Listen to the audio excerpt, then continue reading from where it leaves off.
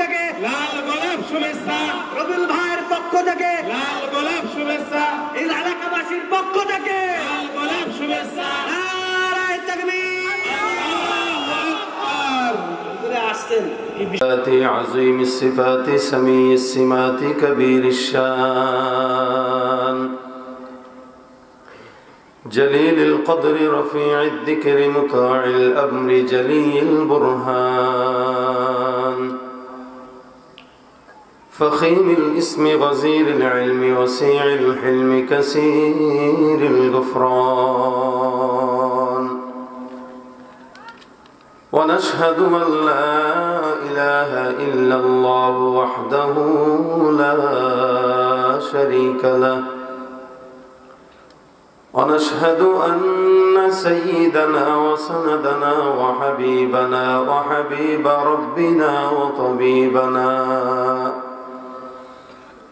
وطبيب قلوبنا ومولانا محمدا عبده ورسوله صلى الله عليه وعلى آله وأصحابه وبارك وسلم تسليما كثيرا الذي أرسله الله تعالى بالحق بشيرا ونذيرا وداعيا إلى الله بإذنه وسراجا منيرا أما بعد فأعوذ بالله من الشيطان الرجيم بسم الله الرحمن الرحيم إن الله وملائكته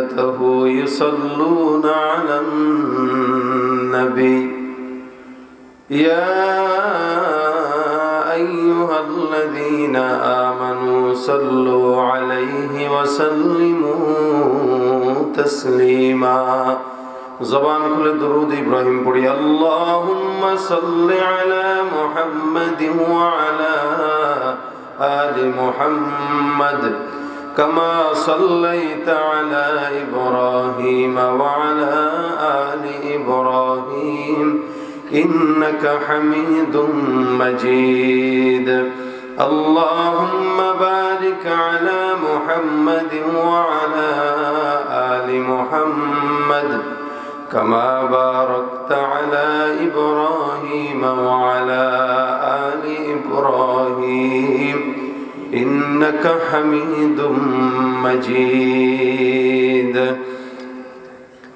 زيارة مدینہ کی دل میں ہے تمنا نہیں ہے میرے پاس سفر کا سمانا بلغ العلا بکمالہ كشف الدجى بجماله حسنت جميع خصاله صلوا عليه وآله زبان کھلے شکل محبت ذکر کریں لا إله إلا الله لا إله إلا الله لا إله إلا الله لا إله إلا الله لا إله إلا الله لا إله إلا الله لا إله إلا الله لا إله إلا الله لا إله إلا الله রাসূলুল্লাহ সাল্লাল্লাহু আলাইহি ওয়াসাল্লাম سبحانك لا علم لنا إلا ما علمتنا إنك أنت العليم الحكيم رب اشرح لي صدري ويسر لي أمري واحلل عقدة من لساني يفقهوا قولي أستغفر الله ربي من كل ذنب وأتوب إليه لا حول ولا قوة إلا بالله العلي العظيم الحمد لله চাঁদবাজার যুব সমাজ কর্তৃক আয়োজিত মৃত মৃদুলের রুহের মাগফিরাত কামনায় বার্ষিক ওয়াজ দোয়ার মাহফিলের আজকের সম্মানিত সভাপতি, উপস্থিত দিন প্রিয় ইসলাম প্রিয় ভাইরা, আল্লাহ পাক রব্বুল আলামিনের দরবারে লাখো শুকরিয়া যে রব্বে কারীম ফিতনার জামানায় ফাসাদের যুগে দুনিয়াবি সমস্ত জায়গা থেকে, গুনাহের আখড়া থেকে হেফাজত করে আল্লাহ পাকের বাগানে, কোরআনের বাগানে, জান্নাতের বাগানে বসার মতো তৌফিক আমাদেরকে দিয়েছেন। জবান খুলে সকলে বলি আলহামদুলিল্লাহ। আওয়াজ কি আরেকটু জোরে হওয়া সম্ভব? এটারেও অসম্ভব মনে হচ্ছে। জোরে বলেন সম্ভব? সম্ভব হলে আরেকবার বলেন আলহামদুলিল্লাহ। ঘুমায় গেছেন? সজাগ আছেন? আমি যতক্ষণ থাকবো সজাগ থাকবেন না ঘুমানো থাকবেন? না, এমনি এমনি বললে হবে না তো, চাপাবাজি করলে হয়। এটা প্রমাণ দেখাইতে হবে। প্রমাণ দেখাইতে পারবেন? আরে ইনশাল্লাহ এরকম অবস্থা কেন? কোথায় গেছে কেন? জোরে বলেন ইনশাআল্লাহ। আমি আপনাকে কুষ্টিয়ার জামাই, বুঝছেন কি?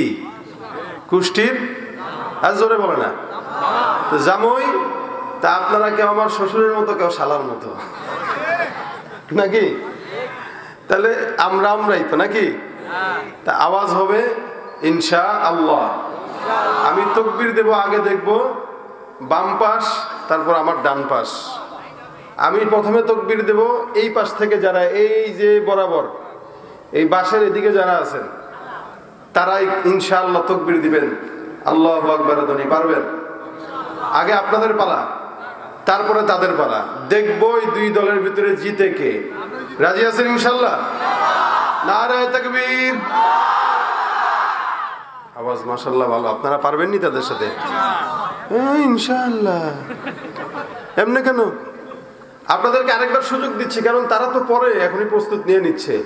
আরেকবার নারায়ে তাকবীর। এবার আপনারা গলা কাশেন। এই জিপ পারবে না মনে হয় না, এবার পারবে এরা। নারায়ে তাকবীর। ও মাশাআল্লাহ, কাকা পারছে কারা? উনিও হিমশিম খেয়ে যেতেছে, কাকে বলবে? সবাই মিলে হোক তো। তৈয়ার? লিল্লাহি তাকবীর। কোরআন সুন্নাহর আলো ঘরে ঘরে জালো। আল্লাহু আকবার। মানে জীবন দেয়া বসে থাকা নয়, সে কোনদিন আসবে না রে, করো যদি ভয়। আসবে বিজয়, রক্ত আর জীবনের বিনিময়। আসবে বিজয়, রক্ত আর জীবনের বিনিময়। বিপ্লব মানে জীবন দেয়া বসে থাকা নয়, সে কোনদিন আসবে না রে, করো যদি ভয়। লড়াইয়ের ওই ময়দানেতে যেতে তোমাকে হবে, প্রয়োজনে সব রক্তটুকু জমিনেই ঢেলে দেবে। লড়াইয়ের ওই ময়দানেতে যেতে তোমাকে হবে, প্রয়োজনে সব রক্তটুকু জমিনেই ঢেলে দেবে। তবুও তোমায় লড়তেই হবে, মানবে না পরাজয়। তবুও তোমায় লড়তেই হবে, মানবে না পরাজয়। বিপ্লব মানে জীবন দেয়া বসে থাকা নয়, সে কোনদিন আসবে না রে, করো যদি ভয়। ঠিক কিনা? ভয় পাবো কাকে? জবান খুলে আল্লাহু আকবার। শেষ পর্যন্ত থাকবেন। জওয়ান বেশি না বুড়া বেশি? হ্যাঁ, আমার চোখে জওয়ানদেরকে বেশি পড়তেছে। তো জওয়ানদের তো আলহামদুলিল্লাহ কোনো সমস্যা নাই। মুরব্বীরা একটু যেহেতু বয়স হয়েছে ওনারা চুপচাপ থাকবেই, এটাই স্বাভাবিক। কিন্তু মুরব্বীদের যা কাজা কাফফারা সব আজকে জওয়ানরা উঠাইতে হবে ইনশাআল্লাহ। কমিটিও অধিকাংশ যুবকেরা, যুবক কর্তৃক, এই যে যুব সমাজ কর্তৃক কমিটিও যুবক, বক্তাও জোরে বলে না কেন? খেলা হবে কাদের? যুবকদের ইনশাআল্লাহ। আগামীর পৃথিবী ইসলামের পৃথিবী করবে যুবকেরা ইনশাআল্লাহ।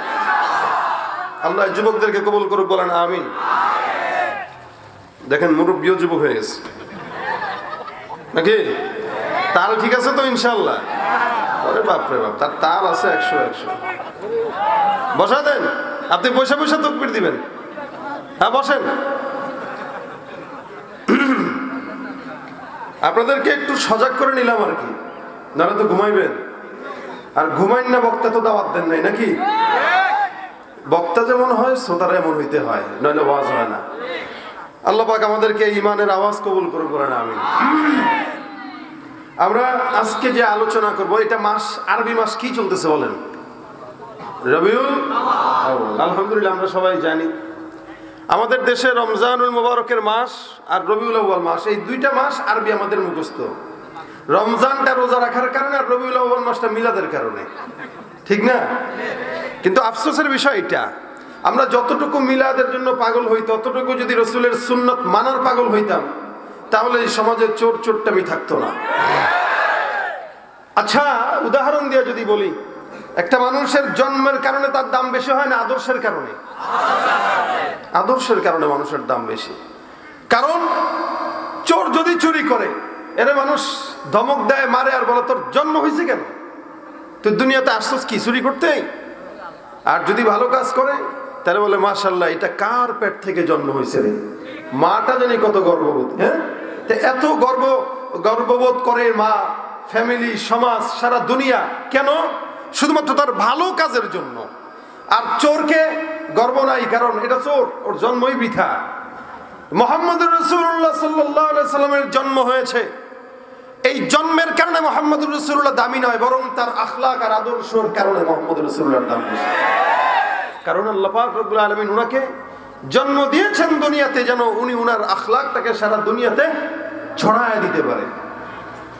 এই জন্য আমাদের এই দেশে রবিউল আউয়াল মাস আসলে আমাদের কিছু ভাইয়েরা, আশেকরা পাগল পারা হয়ে যায় রসুলের মিলাদ পালন করার জন্য। হোক, করুক না, সমস্যা নাই, কিন্তু মিলাদ বাদ দিয়ে যদি মিলাদের ভিতরে যতটুকু পাগল হয়, ততটুকু যদি রসুলের সিরাত নিয়ে পাগল হইতো, তাহলে সমাজে দাড়ি ছাড়া মানুষ পাওয়া যেত না। কিন্তু আশেক আছে, এশক নাই, সুন্নি দাবি করে, সুন্নত নাই। এই কারণে আমরা এই মাসে এখানে যারা আছি, আমরা একটা ওয়াদা করব ইনশাআল্লাহ। ওয়াদা কি? নিয়ত, যে আমরা যারা এখানে আছি, আমরা রবিউল আউয়াল মাসের দৃঢ় সংকল্পবোধ এটাই হবে আমাদের, যে রসুলের এই জন্ম এবং মৃত্যুর মাসে আমরা সবাই রসুলের সুন্নত আঁকড়ে ধরার নিয়ত করব ইনশাআল্লাহ। তাহলে আমার মাসটা আমার জন্য দামি, এই মাসের সার্থকতা এটাই। আর পাশাপাশি এই মাসে রসুল করিম সাল্লাল্লাহু আলাইহি ওয়াসাল্লাম দুনিয়াতে এসেছেন, আবার এই মাসেই রসুলের বিদায় হয়েছে। আপনাদের বাজারে যদি কারো দোকান থাকে, খুব বুঝবেন, বাজারে যদি কারো দোকান থাকে, সকালবেলা যদি আপনার এই দোকানে 5 লক্ষ টাকা ইনকাম হয়, বিকেলে খবর আসলো যে আগুন লেগে পুড়ে দোকান ছাই হয়ে গেছে, এখন আপনি সকালের 5 লাখের কারণে হাসবেন না বিকেলের ক্ষতির কারণে কাঁদবেন? অবশ্যই যদি সে চালাক হয়, বুঝবান হয়, অবশ্যই সে কাঁদবে। কারণ 5 লাখ টাকা ইনকাম হইলে কি, আমার তো 5 কোটি টাকা নিয়ে টান দিছে, কারণ ইনকামের চাইতে ক্ষতিটা বেশি। রসুল এই মাসে এসেছেন, আবার এই মাসেই রসুলের কি বিদায়। তার রসুলের জন্মে যতটুকু উপকার হয়েছিল, তার চাইতে বেশি রসুলের ইন্তেকালে আমাদের ক্ষতি হয়েছে, ঠিক কিনা? এই জন্যই তো হযরত ওমরে ফারুক পাগলের মতো হয়ে গেছেন, তরবারি হাতে নিয়ে বলে, কেউ যদি বলে মুহাম্মদুর রাসূলুল্লাহ দুনিয়াতে নাই, তাহলে তার গর্দান চলে যাবে। পাগলামি শুরু করে দিয়েছেন হযরত ওমরে ফারুক। সবাই বুঝায়, বলে, আরে আপনি এমন করতেছেন কেন, রসুল বিদায় হয়েছেন, আল্লাহ পাক রসুলকে নিয়ে গেছে। ওমর বলে, না, এটা বলতে পারবি না, রসুল আছে। কই থাকলে কই? আছে, যেখানে থাকুক আছে, আবার আসবে রসুল, আমাদেরকে আবার বয়ান শোনাবে। হযরত ওমর ফারুক পাগলের মতো শুরু করলেন। হযরত সিদ্দিক আকবর আবু বকর বলেন, আমি ছাড়া কেউ এটা থামাইতে পারবে না। উনি বয়ান শুরু করে দিলেন, আবু বকর, ইন্নাকা মাইয়িতুন ওয়া ইন্নাহুম মাইয়িতুন।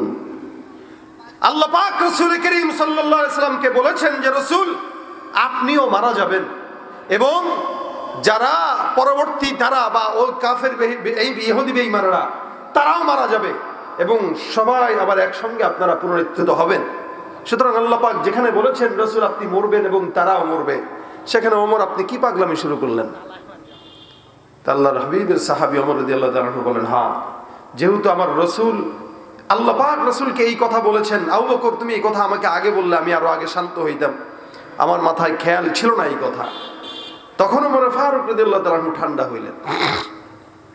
তার মানে রাসূলের মৃত্যুতে বিশাল ক্ষতি, যেই ক্ষতির কোনো পূরণ হয় না, সব ক্ষতির পূরণ হতে পারে, মাগার মুহাম্মদুর রাসূলুল্লাহ দুনিয়া থেকে বিদায় হওয়াটা এই ক্ষতি কোনোদিন পূরণ হওয়া সম্ভব নয়। এবং এটা এভাবেই থাকবে, কারণ আল্লাহ রাসূল বলেন আনা খাতামুন নাবিয়্যিন লা নাবিয়্যা বাদি, দুনিয়াতে আমিই শেষ নবী, এরপরে আর কোনো নবী আসবে না। সুতরাং রাসূল করিম সাল্লাল্লাহু আলাইহি সাল্লামকে মহব্বত করে যাই করেন করেন, কিন্তু মহব্বতের যদি থাকে দিলের ভিতরে, অবশ্যই আপনার চেহারার ভিতরে রাসূলের সুন্নাত থাকা লাগবে। এটাই হলো মহব্বতের দাবি। যদি আপনি কাউকে ফলো করেন, মহব্বত করেন, তাকে ফলো করা লাগবে। রাসূল এই কারণে হাদিসে বলেন লা ইউমিনু আহাদুকুম হাত্তা ইয়াকুনা হাওয়াহু তাবাআন লিমা জিতু বি। ভাই, এক একজন সাহাবী রাসূলকে মানার কারণে, রাসূলের আখলাক মানার কারণে এক একজন সাহাবী দামি হয়ে গেছেন, দুনিয়ার জমিনেও দামি, আখিরাতেও দামি। এই কারণে আল্লাহ পাক বলেন রাদিয়াল্লাহু আনহুম ওয়া রাদু আন, এদের উপর আমি আল্লাহ সন্তুষ্ট, এরাও আমার উপরে সন্তুষ্ট। এজন্যই তো সাহাবা একরামদের ভিতরে কিছু কিছু সাহাবী এমন ছিল যারা শুধুমাত্র রাসূলকে এক নজর দেখেছেন, আর কিচ্ছু নাই, নামাজও পড়েন নাই, রোজাও রাখেন নাই, যাকাতও দেন নাই, হজও করেন নাই, কিচ্ছু করেন নাই, লেকিন সোজা জান্নাতে ঢুকে গেছেন। আসতে বলেন নামাজ নাই, রোজা নাই, যাকাত নাই, হজ নাই, কিচ্ছু নাই, সোজা জান্নাতি। কেন? শুধু রাসূলের সোহবতে একটু থাকার কারণে। যার কারণে ওয়াইস আল কারনী নামে এক সাহাবী, এক বুজুর্গ, যে রাসূলকে দেখে নাই, কিন্তু রাসূলের দাঁত মোবারক যখন শহীদ হয় তখন সে তার এরিয়ায় থেকেই, আমার রাসূলের দাঁত মোবারক শহীদ হয়েছে, তা আমি এখানে দাঁত নিয়ে গোস্ত খাবো, এটা হয় কেমনে? প্রথমে একটা বাড়ি দিয়ে ভাঙলো, আবার আরেকটা ভাঙলো, না জানি কোনটা রাসূলের ভাঙছে, আমি তো জানি না। তার দাঁত ভাঙে। রাসূল মদিনায়, রাসূলের সঙ্গে দেখা হয় নাই, এই কারণে সাহাবী হইতে পারে নাই। যার কারণে হযরত ওমর ফারুক রাদিয়াল্লাহু তাআলা আনহুকে রাসূল বলেন, ওমর, আমি আমার গায়ের চাদর খুলে দিলাম, আমি যদি না থাকি আমার এই চাদরটা ওয়াইস আল কারনীকে হাদিয়া দিবা, আমার গায়ের চাদরটা হাদিয়া দিয়ে দিবা, কারণ সে আমার ভক্ত, সে আমাকে দেখতে পারে নাই, কিন্তু আমি রাসূল আমার গায়ের চাদর খুলে দিলাম, যাও এই চাদর নিয়ে তার কাছে যাবা, আর ওয়াইস আল কারনীর দোয়া তুমি ওমর নিবা। সুবহানাল্লাহ। সাহাবী ওমর ফারুককে বলতেছেন ওয়াইস আল কারনীর দোয়া নেওয়ার জন্য। কিন্তু ওমর যদি দামি হয়, ওমর যতটুকু দামিতে আছে ততটুকু দাম কিন্তু ওয়াইস আল কারনী পায় নাই। কেন? ওয়াইস আল কারনী রাসূলের প্রেমিক হতে পারে, মাগার রাসূলের সাহাবী হতে পারে নাই। এই কারণেই আব্দুল্লাহ ইবনে মুবারক রাহমাতুল্লাহ আলাইহিকে এক ব্যক্তি প্রশ্ন করে ডাক দিয়া বলেন, হুজুর, মুআবিয়া রাদিয়াল্লাহু তাআলা আনহুর ব্যাপারে কিছু কিছু কথা আছে, যেই কথার কারণে, ইয়াজিদের কারণে মুআবিয়ার দিকে অনেকে আঙ্গুল তুলতে চায়। এখন মুআবিয়া দামি নাকি ওমর ইবনে আব্দুল আজিজ রাহমাতুল্লাহি আলাইহি দামি? ওমর ইবনে আব্দুল আজিজ হলেন একজন তাবেঈ। রাসূল করিম সাল্লাল্লাহু আলাইহি ওয়াসাল্লাম বলেন, সুম্মাল্লাযীনা ইয়ালুনাহুম সুম্মাল্লাযীনা ইয়ালুনাহুম খায়রুল কুরুনি করনি সুম্মাল্লাযীনা ইয়ালুনাহুম, সবচেয়ে ভালো যুগ হলো আমি রাসূলের জামানা, আমি রাসূলের জামানার মতো অন্য কোনো জামানার নাই, আমার জামানার পরে সাহাবা একরামদের জামানা যেটা আসবে ওইটাই হলো উত্তম, সাহাবাদের জামানার পরে যেই জামানাটা আসবে তাবেঈদের জামানা সেটা হলো উত্তম। অর্থাৎ রাসূল করিম সাল্লাল্লাহু আলাইহি ওয়াসাল্লাম বলেছেন, আমার জামানার তিনটা জামানার কথা পয়গম্বর বলেন। এক নম্বরে পয়গম্বরের জামানা, দুই নম্বরে সাহাবা একরামদের জামানা, তিন নম্বরে তাবেঈদের জামানা। এই কারণে আল্লাহ পাক কোরআনে বলেন, উলাইকাস সাবিকুনাস সাবিকুন উলাইকাল মুকাররাবুন ফি জান্নাতিন নাঈম। যারা অতীতে চলে গেছে তাদের দাম বেশি না আমাদের দাম বেশি? তাদের দাম বেশি কেন? বলে তারা জামানা যত সামনের দিকে আগায়, যুগ তত ফিতনার দিকে পড়ে যায়, মানুষ তত গুনাহগার হয়। আমার বাবা যতটুকু নেককার আমি ততটুকু নেককার হতে পারি নাই, আমার দাদা যতটুকু নেককার ছিলেন আমি ততটুকু নেককার হতে পারি নাই, আবার আমার দাদা অনুযায়ী আমার বাবাও ততটুকু নেককার হতে পারে নাই। এমন করে করে জামানা যত উপরে গেল ততই তারা ভালো, আর জামানা যত নিচে গেল ততই বান্দারা খারাপের দিকে আগায় যায়। এই কারণে রাসূল বলেন সুম্মাল্লাযীনা ইয়ালুনাহুম সুম্মাল্লাযীনা ইয়ালুনাহুম, যত জামানা উপরের দিকে যাবে ততই ভালো। আমি রাসূলের জামানা সবচেয়ে আফজল, তারপরে সাহাবায়ে কেরামদের জামানা আফজল, তারপরে তাবেঈদের জামানা আফজল। এই যে সুন্দর জামানা, তিন জামানার কথা পয়গম্বর আরবি সাল্লাল্লাহু আলাইহি ওয়াসাল্লাম বলেন, যদিও তাবেঈরা পয়গম্বরকে দেখে নাই কিন্তু তারাও জান্নাতি। কারণ রাসূল বলেন, যারা আমাকে দেখছে রাআনি আও মান রাআনি, যারা আমাকে দেখেছে তারা অথবা যারা তাদেরকে দেখেছে তারা, এরা সবাই হলো বিনা হিসাবে জান্নাতি। সুবহানাল্লাহ। রাসূলও জান্নাতি, সাহাবারাও জান্নাতি, তাবেঈরাও জান্নাতি। ওই আব্দুল্লাহ ইবনে মুবারক রাহমাতুল্লাহ আলাইহিকে প্রশ্ন করা হয়, হে আব্দুল্লাহ ইবনে মুবারক, তাবেঈ ওমর ইবনে আব্দুল আজিজ রাহমাতুল্লাহ আলাইহি খলিফা দামি নাকি হযরত মুআবিয়া দামি? খলিফা ওমর ইবনে আব্দুল আজিজ রাহমাতুল্লাহ আলাইহির ব্যাপারে কথা আছে। উনি যত বছর খলিফা ছিলেন, যত বছর রাষ্ট্র চালাইলেন, যত বছর রাষ্ট্রপ্রধান ছিলেন, তত বছর এমন সুন্দর রাষ্ট্র পরিচালনা উনি করেছেন যে একই কুয়ার ভিতরে, একই নদীর ভিতরে, একই সমুদ্রের পানি, বাঘ আর সিংহ আর হরিণ একসঙ্গে দাঁড়িয়ে দাঁড়িয়ে একই কুয়ার থেকে পানি পান করত। কতটা রাষ্ট্রপ্রধান ভালো হইলে পরে বাঘ হরিণ একসঙ্গে একই জায়গায় বলে মিশে পানি খায়, কোনোদিন কেউ কাউকে মারে না। এটা সত্য কথা ভাই, এগুলো বানানো গল্প না। একই জায়গায় বাঘ আর হরিণ পানি খায়। একবার হঠাৎ করে একজন ব্যক্তি কোন একটা জায়গা দিয়া যায়, তাকায় দেখে হরিণের উপর একটা বাঘ তাফা মারলো। ওই লোকটা দেখে আর বলে, হায় আফসোস, মনে হয় খলিফা ওমর ইবনে আব্দুল আজিজ দুনিয়ার জমিন থেকে বিদায় হইল। তার খাদেম পাশ থেকে ডাক দিয়ে বলে, কেন এই কথা বললেন? বলে, আরে খলিফা ওমর ইবনে আব্দুল আজিজের জামানায় কোন বাঘ কোন হরিণের উপরে থাবা বসায় না। যেহেতু আজকে বসাইতে দেখলাম, তার মানে বোঝা গেল ওমর ইবনে আব্দুল আজিজ রাহমাতুল্লাহ আলাইহি দুনিয়ার জমিন থেকে বিদায় হয়েছে। খোঁজ নিয়ে দেখা গেল, হ্যাঁ এটাই সত্য, ওমর ইবনে আব্দুল আজিজ রাহমাতুল্লাহ আলাইহি এই মুহূর্তে এই দুনিয়ার জমিন থেকে বিদায় হয়েছে। যার কারণে আবার জামানা আগের মতোই বাঘ তার হরিণকে কামড় দেওয়া শুরু করে দিয়েছে। এখন বলবেন, ওমর ইবনে আব্দুল আজিজ রাহমাতুল্লাহ আলাইহি কি আবার তার থেকে বেশি দামি নাকি? মুহাম্মদুর রাসূলুল্লাহ থেকে বেশি দামি নাকি? বলে, না না, মুহাম্মদুর রাসূলুল্লাহ কেন, ওই যে খলিফা মুআবিয়া রাদিয়াল্লাহু তাআলা আনহু, একজন সাহাবী যার দিকে কিছু কিছু মানুষরা আঙুল তুলতে চায়।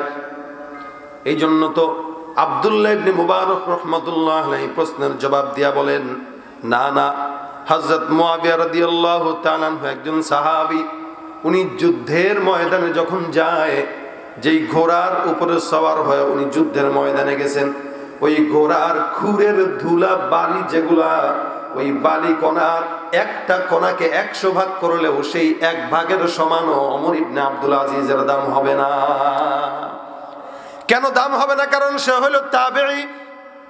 যত বড় বুজুর্গ হোক না কেন, রাসূলের দর্শন পায় নাই, আর যত বড় প্রেমিক হয় না কেন, রাসূলের দেখা পায় নাই। আর মুআবিয়া রাদিয়াল্লাহু তাআলা রাসূলের সঙ্গে যুদ্ধের ময়দানেও গেছেন, দেখাও পাইছেন। এই কারণেই তো আমাদের আকাবিরদের থেকে আমরা শিখলাম, বাইরা সোহবতের বহুত দাম, সোহবতের অনেক দাম। রাসূলের সোহবতের কারণে সাহাবায়ে কেরামদেরকে আল্লাহ পাক বলেন রাদিয়াল্লাহু আনহুম ওয়া রাদু আন। আর সোহবত না পাওয়ার কারণে তাবে যত বড়ই বুজুর্গ হোক না কেন, ওলি বুজুর্গ হোক না কেন, একটা তাবে পয়গম্বরের কোন সাহাবীর সমান হতে পারবে? সাহাবী যেমন দামি, রাসূলও দামি। রাসূলের দামের কারণে সাহাবায়ে কেরাম দামি। আর সেই নবীর উম্মত আমরা, আমাদের দাম কম না বেশি? জোরে বলেন। অনেক বেশি। অন্যান্য নবীদের উম্মতদের থেকে আমাদের দাম অনেক অনেক বেশি। পয়গম্বর আরবি সাল্লাল্লাহু আলাইহি ওয়াসাল্লাম কেমন নবী, অন্যান্য নবীদের উম্মতদের আগে আল্লাহ পাক রব্বুল আলামিন আমাদেরকে জান্নাত দিয়ে দিবেন। এ মুসলমান, অন্যান্য নবীদের ব্যাপারে যখন আল্লাহ পাক রব্বুল আলামিন কোরআনের ভিতরে উল্লেখ করেছেন, খুব বুঝেন মনোযোগ দিয়া। রব্বুল আলামিন কোরআনের ভিতরে বলেন, ইয়া আদম উসকুন আনতা ওয়া যাওজুকাল জান্নাহ। এ আদম, আল্লাহ পাক বাবা আদমের নাম ধরে ধরে কোরআনের ভিতরে বলেছেন। আল্লাহ পাক রব্বুল আলামিন ইসমাঈলের নাম ধরে ডেকেছেন, ইব্রাহিমের নাম ধরে ডেকেছেন। ইয়া ইব্রাহিম কদ সাদ্দাকতার রুইয়া। এখানেও আল্লাহ পাক ইব্রাহিম পয়গম্বরের নাম নিয়েছেন। আল্লাহ পাক বলেন, ইয়া ইয়াহইয়া খুযিল কিতাবা বিকুওয়া। এ ইয়াহইয়া, আমি আল্লাহ তোমাকে কিতাব দিলাম, তুমি এটা ধরো। আল্লাহ পাক বলেন, ইয়া মারইয়াম কুনুতি লিরাব্বিকি ওয়াসজুদি। এখানেও মরিয়মকে আল্লাহ পাক রব্বুল আলামিন নাম ধরে রেখেছেন। আল্লাহ পাক বলেন, ইয়া যাকারিয়া ইন্না নুবাশশিরুকা বিগুলামিন ইসমুহু ইয়াহইয়া। এখানেও আল্লাহ পাক ইয়াহইয়ার নাম ধরে রেখেছেন, যাকারিয়ার নাম ধরে রেখেছেন। আল্লাহ পাক বলেন, ইয়া যুল কারনাইন। ওখানেও যুল কারনাইনের নাম ধরে আল্লাহ পাক রব্বুল আলামিন ডাকে। কিন্তু মুহাম্মদুর রাসূলুল্লাহর নামটা যখন আল্লাহ পাক রব্বুল আলামিন নেয়, আল্লাহ কিন্তু চাইলেই বলতে পারতেন হে মুহাম্মদ, কিন্তু না, মুহাম্মদের নাম ধরে রব্বুল আলামিন ডাকেন নাই। আল্লাহ পাক আদবের সঙ্গে সুন্দর করে পয়গম্বরকে ডাক দেয়া বলেন, ইয়া আইয়ুহান নবী। সুবহানাল্লাহ। ওখানে বলেন ইয়া আদম, ওখানে বলেন ইয়া ইব্রাহিম, ওখানে বলেন ইয়া ইসমাঈল, ওখানে বলেন ইব্রাহিম ও ইসমাঈল ওয়া যালকিফ, ওখানে বলেন ইয়া ইয়াহইয়া, ওখানে বলেন ইয়া ইব্রাহিম, আর এই জায়গায় বলেন ইয়া আইয়ুহান নবী। তার মানে অন্যান্য নবীদের ভিতরে পয়গম্বরের ভিতরে তফাৎ আছে না নাই? ভাইরা আমার, পয়গম্বরের কেমন দাম। কখনো কখনো পয়গম্বর ঘুমায় রইছেন, চাদর মুড়ি দিয়া ঘুমায়। আল্লাহ পাক রব্বুল আলামিনের এই দৃশ্য বহুত মজার লাগে। রব্বুল আলামিন ডাক দেয়, ইয়া আইয়ুহাল মুজাম্মিল। এখানে আল্লাহ পাক রব্বুল আলামিন চাইলেই কিন্তু নাম ধরে ডাকতে পারতেন, কিন্তু না, ওটা কোরআনের ভিতরে কোনো একটা জায়গা নাই যে জায়গায় দেখাইতে পারতেন আল্লাহ পাক মুহাম্মদ বলে ডেকেছেন। কিছু কিছু জায়গায় মুহাম্মদ যদিও আল্লাহ পাক বলেছেন, মুহাম্মদের পাশে মুহাম্মদের লকবটাও রব্বুল আলামিন লাগাই দিয়া বলেন, মা কানা মুহাম্মাদুন আবা আহাদিম মির রিজালিকুম ওয়ালাকিন রাসূলুল্লাহ ওয়া খাতামান নবিয়্যিন। এখানে আল্লাহ পাক রব্বুল আলামিন ডাক দিয়া বলেন, মুহাম্মদ তোমাদের কোন পুরুষের পিতা নয়। মুহাম্মদকে আমি আল্লাহ পাক রব্বুল আলামিন কি বানাইলাম জানো? আল্লাহ পাক রব্বুল আলামিন ডাক দিয়া বলেন, মুহাম্মাদুর রাসূলুল্লাহ। উনি কে? উনার পরিচয় হলো উনি হলেন ওয়ালাকির রাসূলুল্লাহি ওয়া খাতামান নবিয়্যিন। তিনি হলেন আল্লাহর পয়গম্বর মুহাম্মাদুর রাসূল, আর তিনি হলেন শেষ জামানার পয়গম্বর নবী। সুবহানাল্লাহ। ভাইরা আমার, আল্লাহ পাক রব্বুল আলামিন রাসূল করিমের পরিচয় দিলেন।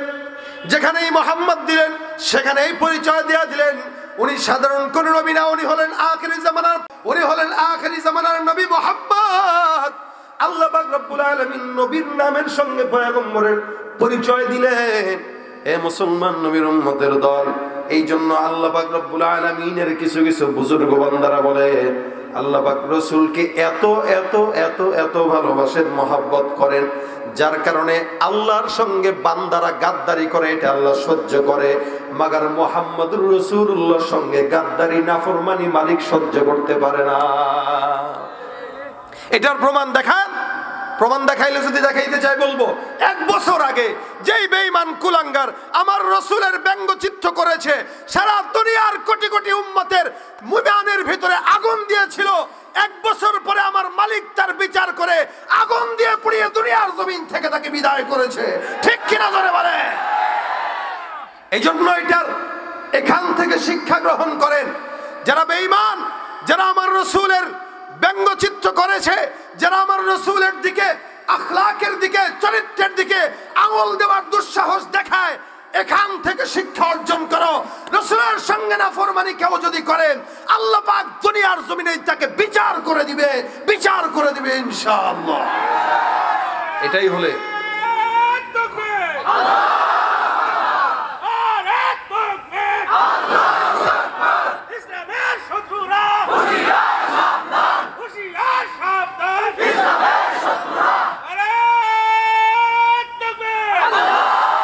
আল্লাহ ছাড় দেয় মাগার ছেড়ে দেয় না, ঠিক কিনা? মাঝে মাঝে ঢিলা দেয়। যদি বান্দা মনে করে আমি আল্লাহর চাইতেও বেশি শক্তিশালী, আল্লাহ কয় দেখাইতেছি খেলা। এই খেলা দেখাইতে যায় করোনার মতো অদৃশ্য একটা শক্তি আল্লাহ পাক পাঠায় দেয়। এবার পারলে তারে দমন কর। যেই জিনিসটা দেখাও যায় না ওইটা দমন করা কোনোদিন সম্ভব নয়। আল্লাহ পাক ছাড় দেয় মাগার বান্দারের সুযোগ দেয়, কিন্তু ছেড়ে দেয় না। হয়তো এখানে নয়তো ওখানে কোনো না একটা জায়গায় কি করবে? বিচার অবশ্যই করবে। এজন্যই আল্লাহর সঙ্গে গাদ্দারি, আল্লাহর সঙ্গে নাফরমানি, আল্লাহর সঙ্গে গুনাহ, এইটা মালিক সহ্য করে মাগার রসুলের সঙ্গে সহ্য করে না। আপনার সন্তানকে কেউ যদি গালি দেয় সহ্য করবেন নি? হ্যাঁ, ঘুমায় এখনো কষ্ট হইতেছে? ঘুমাইতেছেন? সন্তানরে কেউ গালি দিলে সহ্য করবেন?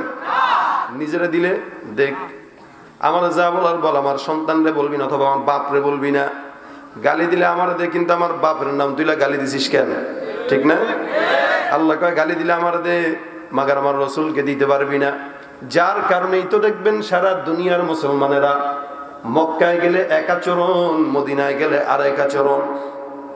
মক্কায় হুলস্থুল পরিস্থিতি, ধাক্কাধাক্কি, হুড়াহুড়ি, চিল্লাচিল্লি, হাজরা চুমা দেওয়ার জন্য মানুষ একজন আরেকজনকে ধাক্কা দিয়া সরায় দেয়। এখানে এটার কোনো হিসাব নাই। আরে মালিক দেখতেছে, বেয়াদবিতে হবে, দৌড় মালিক দেখলে দেখুক গা কি হয়েছে, চুমা দে মতো আল্লাহর ঘরে। বান্দা যত নাফরমানি আছে, যত উল্টাপাল্টা কাজ আছে, পাগলামি আছে করে আল্লাহর ঘরে, একজন একজনকে ধাক্কায়, হুলস্থুল পরিবেশ মক্কার ভিতরে। কারণ এটা হলো আল্লাহ, আল্লাহর সঙ্গে যা মন চায় কর, মাফ করে দিবে। মাগার জায়গা যদি পরিবর্তন হয়, জায়গাটা যদি মদিনায় হয়ে যায়, প্রত্যেকটা বান্দা নীরব, শীতল। কারণ এই জায়গাটায় শুয়ে আছে যিনি, উনি হলেন সবচেয়ে বড় শরীফ, সবচেয়ে বড় ভদ্র, সবচেয়ে বড় আখলাকওয়ালা আকায়ে নামদার মুহাম্মদুর রাসূলুল্লাহ। ওই যে সবুজ গম্বুজের নিচে পয়গম্বর শুয়ে আছে। আরে বেয়াদবি যদি হয়, পয়গম্বরের সুপারিশ কোনোদিন নসিব হওয়া সম্ভব না, ঠিক কিনা? যার কারণে ওই জায়গায় হুলস্থুল চলে, এই জায়গায় চলে না। এটা হলো সেনসিটিভ। আল্লাহ পাক বলে আমি এটারে এমন ভাবে বানাইলাম, আসমান জমিন যা আছে সব বানাইলাম কুন ফায়াকুনের মাধ্যমে। মাগার পয়গম্বরের বেলায় যখন আসলাম, আমি আল্লাহ কুন বলি নাই। আল্লাহ পাক রব্বুল আলামিন পয়গম্বর আরবি সাল্লাল্লাহু আলাইহি ওয়াসাল্লামকে একটু একটু করে নিজের আঙ্গুল দিয়ে লেপে লেপে সুন্দর করে পয়গম্বরকে একটু একটু করে নিজের হাতে মহাব্বত আর ভালোবাসা দিয়ে বানাইলেন। সুবহানাল্লাহ।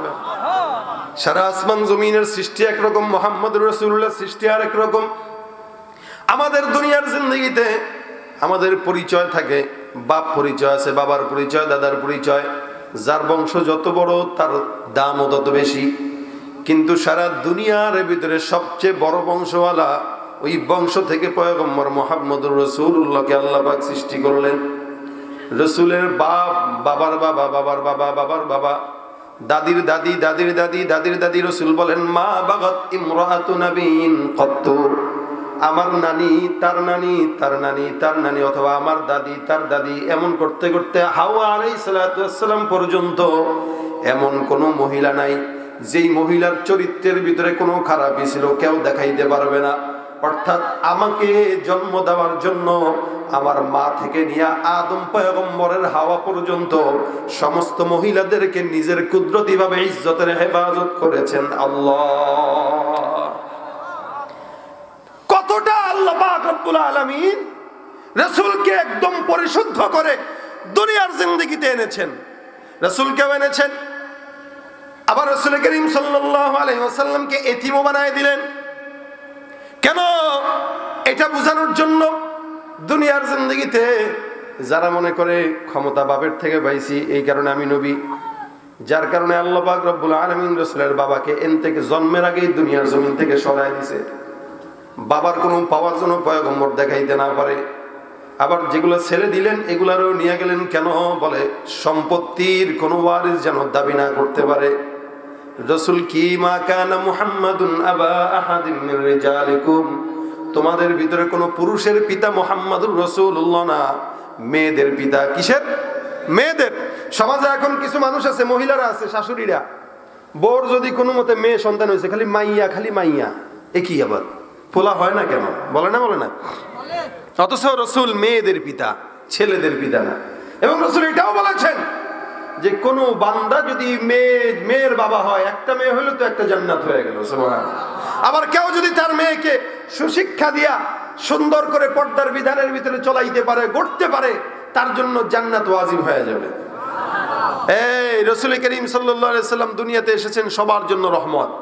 আজকে সমাজে যারা নারীদের অধিকার নাই বলে সমান অধিকারের স্লোগান দেয়, তারা শুনে নাও, ইসলাম এবং রাসূল এই জামানায় এই দুনিয়াতে মেয়েদেরকে যেই পরিমাণে স্বাধীনতা দিয়েছে অন্য কেউ দিতে পারবে না কশিন কালেও। আল্লাহ পাক রব্বুল আলামিন পয়গম্বরকে এভাবে হেফাজত করে এনেছেন। এই জন্য রাসূলের দাম কেমন দেখেন। রাসূল মক্কায় আসছে, কোরআন ও মক্কায়। রাসূল মদিনায় গেলেন, আল্লাহর কোরআনটাও কই গেল? মদিনায়। আরে বুঝে না, মক্কায় যতদিন রাসূল ছিল যেই সূরা নাজিল হয়েছে সূরার নাম কি? হ্যাঁ, মাক্কি। রাসূল মদিনায় গেছেন, সূরার নাম কি? সুবহানাল্লাহ। রাসূল যেখানে গেছেন কোরআন সেখানে, রাসূল যেখানে গেছেন সাহাবারা সেখানে, রাসূল যেখানে গেছেন ইসলাম সেখানে। আর আপনারা যদি মনে করেন আমি দুরূদ এখান থেকে পড়বো আর রাসূল মদিনার থেকে এখানে আসবে, তাহলে রাসূলের দাম বাড়লো না কমলো? রাসূল আসবে কেন আপনার কাছে? আপনার আমলই না রাসূলের কাছে যাবে। রাসূল যেখানে গেলেন কোরআন সেখানে। রাসূল মক্কায় কোরআন মাক্কি, রাসূল মদিনায় কোরআন মাদানী। রাসূল করিম যেখানে গেলেন সাহাবা একরামের ঢল। এই কারণেই তো পয়গম্বরকে আল্লাহ পাক রব্বুল আলামিন বলেন মা আরসালনাকা ইল্লা রাহমাতাল লিল আলামিন। সারা দুনিয়ার বান্দাদের জন্য কোরআনকে, পয়গম্বরকে আমি রহমত বানায় দিলাম। শুধু মুসলমানের জন্য না, শুধু হিন্দুদের জন্য না। পয়গম্বর মুসলমানদের নবী, হিন্দুদেরও নবী, খ্রিস্টানদেরও নবী, ইহুদিদেরও নবী, বিধর্মীদেরও নবী, আসমানের নবী, জমিনের নবী, পাহাড়ের নবী, সমুদ্রের নবী। অর্থাৎ গোটা দুনিয়াতে যা কিছু নজরে পড়ে সব কিছুর নবী হলেন মুহাম্মদুর রাসূলুল্লাহ। সুবহানাল্লাহ। জবানটা খুলে বলেন সুবহানাল্লাহ। এই নবীর উম্মত হয়ে আমরা দামি না কম দামি? যদি দামি হয় তাহলে ফেরেশতাদের চাইতেও দাম, যদি কম দামি হয় তাহলে কুকুর আর শুয়োরের চাইতেও কম দামি। যেই মানুষ দামি হয় সেই মানুষ আবার কম দামি, যেই নারী দামি সেই নারী আবার এক জায়গায় যায় কম দামি। কারণ আল্লাহ পাক রব্বুল আলামিন বলেন এই উম্মতেরা যখন পয়গম্বরের উপরে নাজিলকৃত কোরআনটা মানতে না পারবে, সুন্নাতটা মানতে না পারবে, তখন তাকে মানুষ বলা চলবে না। কারণ রাসূলকে আমি দামি বানাইলাম একটা কারণ দিয়া। কারণটা কি বলে? ওই যে আখলাক, লাকাদ কানা লাকুম ফি রাসূলিল্লাহি উসওয়াতুন হাসানা। তোমাদের ভিতরে, তোমাদের জন্য পয়গম্বরের ভিতরে দিলাম উত্তম আদর্শ। এই আদর্শ যদি নেতা মানে নেতার ভিতরে শান্তি, সংসদে মানলে সংসদে শান্তি, এলাকায় মানলে এলাকায় শান্তি, মাদ্রাসায় মানলে মাদ্রাসায় শান্তি, যেখানে মানবে সেখানেই শান্তি, ঠিক কিনা? সাহাবা একরাম জিজ্ঞাসা করেন আম্মা জান আয়েশাকে, হে আম্মা জান কাইফা কানা খুলুকুন নবী সাল্লাল্লাহু আলাইহি ওয়াসাল্লাম, আল্লাহর নবীর চরিত্র কি জিনিস মুলাখাস আপনি আমাদেরকে বর্ণনা করে দেন। আম্মা জান আয়েশা বলেন তোমরা কি কোরআন তেলাওয়াত করো না? বলে হ্যাঁ। আম্মা জান বলেন এই আল্লাহর কোরআনের শুরু থেকে শেষ পর্যন্ত যা কিছু আছে এই সব কিছু হলো আমার পয়গম্বরের আদর্শ।